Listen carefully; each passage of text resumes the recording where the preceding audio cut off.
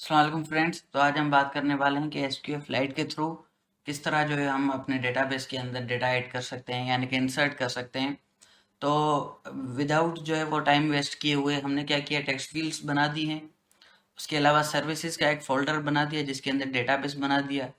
ठीक है, और व्यू के अंदर हमने ये वाला काम कर दिया हुआ है। ठीक है, सारा टेक्स्ट फील्ड्स बना दिए और बटन बना दिया।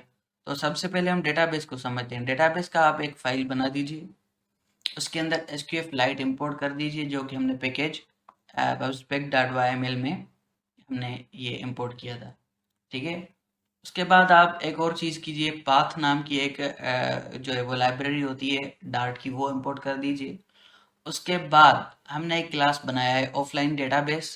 ठीक है, ऑफलाइन डेटाबेस के अंदर हमने क्या किया है, एक स्टैटिक जो है वो एक फंक्शन बनाया है क्रिएट डेटाबेस के अंदर, क्रिएट डेटाबेस नाम का।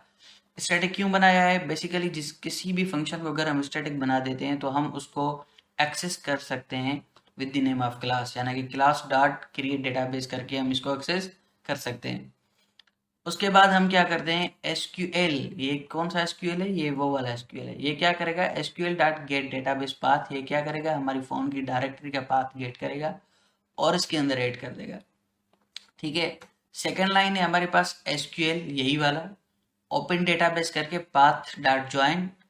ठीक है, ज्वाइन में क्या करेगा, ये जो पाथ है हमने वो कर दिया, उसके अंदर क्या ज्वाइन करेगा, ये वाला डेटाबेस। ठीक है, ये क्या करेगा, इस ये ज्वाइन फंक्शन क्या करेगा, इस पाथ पे इस डेटाबेस का एक जो है वो एक रिकॉर्ड यानी कि एक फाइल बना देगा, इस नाम का रिकॉर्ड नाम का एक फाइल बना देगा, रिकॉर्ड नाम का एक डेटाबेस बना देगा इस पाथ पे, ये जो हमने गेट किया यानी कि हमारी फोन के अंदर। वर्जन आप कोई सा भी डिफाइन करो, 1 है, 2 है, 3 है। उसके बाद ये कह रहेगा चलो मैंने भाई ये रिकॉर्ड नाम का एक आपका डेटाबेस बना दिया है, उसके बाद क्या करूं, यानी कि ऑन क्रिएट, इसके क्रिएट होने पे मैं क्या करूं, हमने कहा कि भाई आप क्या करो, डीबी डॉट एग्जीक्यूट करो। ये एग्जीक्यूट क्या करेगा, एक हमने टेबल बनाई, create table user detail, user detail के नाम से हमने टेबल बनाई। ये एक सिंपल एसक्यूएल है। ठीक है, स्ट्रक्चर क्यूरी लैंग्वेज है, आपने पढ़ा होगा तो आपको अच्छे से ये समझ आएगा। आईडी हमने एक कॉलम लिया, इंटीजर प्राइमरी की ऑटो इंक्रीमेंट, यहाँ तक करिए, यानी कि हम आईडी नहीं भेजेंगे, आप खुद ही से ऑटोमेटिक इंक्रीमेंट जो है वो लगाते जाइए। नेम टेक्स्ट नॉट नल, यानी कि हम नेम भेजेंगे, ठीक है, ईमेल भेजेंगे और पासवर्ड भेजेंगे, ये तीनों हमने टेक्स्ट में रखा है। ठीक है, तो ये है सिंपल हमारी जो है वो एक डेटाबेस क्रिएट करने के बाद एक टेबल बनेगी। आप 2 बना लीजिए टेबल, 3 बना लीजिए, 5 बना लीजिए, कितने भी। उसके बाद हमारा आता है इंसर्ट डेटा, यानी कि अब इस टेबल के अंदर रिकॉर्ड इंसर्ट करने का टाइम आ गया है। हम क्या करते हैं, एक इंसर्ट डेटा बनाया और उसके अंदर मॉडल का एक रिकॉर्ड आएगा। मॉडल हमने पढ़ा था ना पिछले वीडियो में, ये वाला। ठीक है, तो आईडी है, नेम, ईमेल, पासवर्ड, उसका एक हमने मॉडल बनाया था।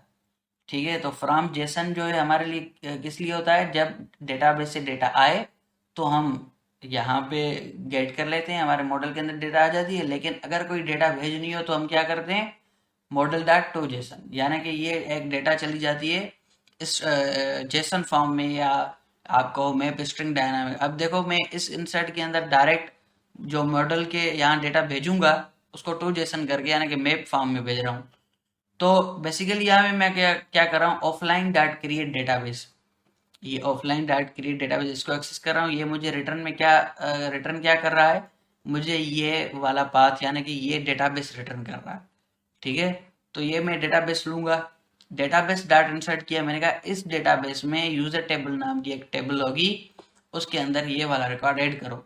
अब हम क्या भेज रहे हैं यहाँ से, हम भेज रहे हैं आईडी तो ऑटो है वो नहीं भेजेंगे, नेम, ईमेल, पासवर्ड भेज रहे हैं।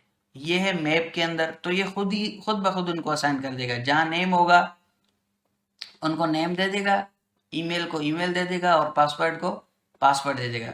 शर्त ये है कि ये जो नेम है और ईमेल है सेम इसी नाम का जो है ना, हम यहाँ पे नेम, ईमेल, अगर मैं यहाँ पे यूजर नेम दूंगा ना तो नेम के अंदर वैल्यू नहीं जाएगा, क्योंकि यहाँ पे पैरामीटर अलग है और यहाँ पे अलग है, तो सेम होना चाहिए। सिंपल है, कुछ भी नहीं है। डेटाबेस हमने क्रिएट किया, उसके अंदर टेबल क्रिएट किए और यहाँ पे इंसर्ट का एक फंक्शन चलाया है। ठीक है, अब इंसर्ट में डेटा कहाँ से आएगी, हम भेजेंगे यहाँ से, व्यू से। तो आ जाते हैं हम व्यू के अंदर। ठीक है, हमने सिंपल 3 टेक्स्ट फील्ड्स बनाई और कुछ भी नहीं किया, उनको टेक्स्ट एडिटिंग कंट्रोलर हमने असाइन किए। आपको पता है कि टेक्स्ट एडिटिंग कंट्रोलर क्या करता है, हर फील्ड का उसका वैल्यू वो अपने पास रखता है। ठीक है, कंट्रोलर नेम कंट्रोलर हो गया, ईमेल कंट्रोलर, पासवर्ड कंट्रोलर। उसके बाद मैंने मटीरियल बटन बनाया ये वाला, मैंने कहा भाई कंट्रोलर डॉट एड रिकॉर्ड।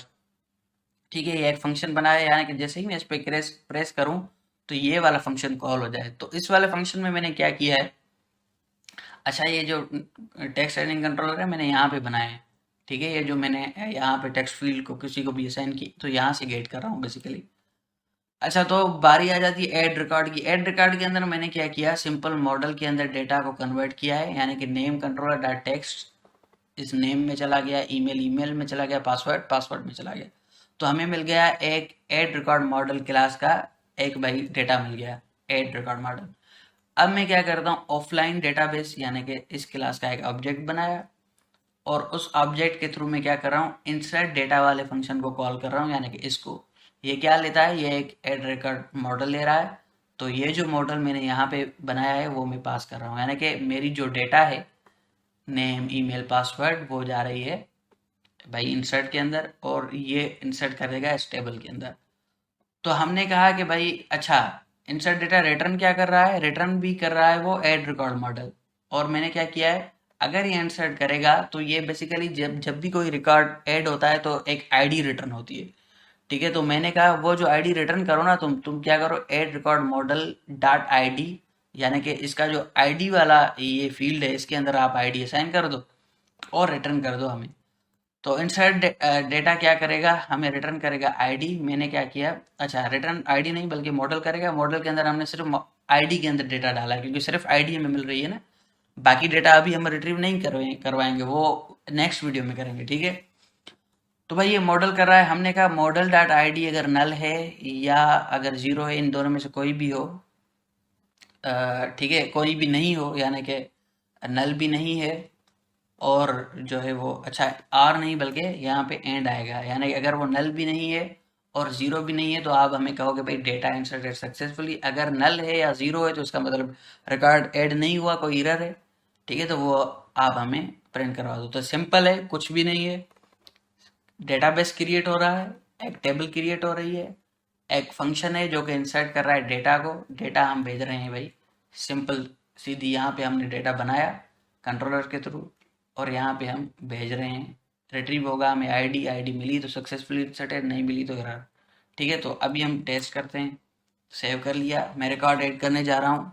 मान लो मैं कह रहा हूँ अहमद ऐड कर रहा हूँ और उसके बाद मैं कह रहा हूँ ahmed@gmail.com और 1 2 3 4 5 6 सेव कर रहा हूँ।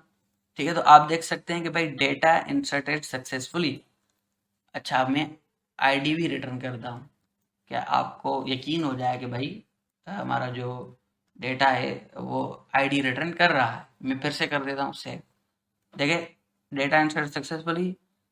आईडी कौन सी किसने रिटर्न की, 3, मैंने एक पहले की और एक अभी, एक मैंने पहले कर दिया था आपसे पहले, तो ये 3 रिकॉर्ड अभी मैं करूँगा तो ये चौथी रिटर्न करेगा। तो 4 हमारे रिकॉर्ड जो है वो ऐड हो चुके हैं। अब नेक्स्ट वीडियो में हम क्या करेंगे, गेट करेंगे, देखेंगे कि भाई ये चारों रिकॉर्ड आ रहे हैं। ठीक है, तो इंशाल्लाह मिलते हैं अगले वीडियो में। अल्लाह हाफिज़।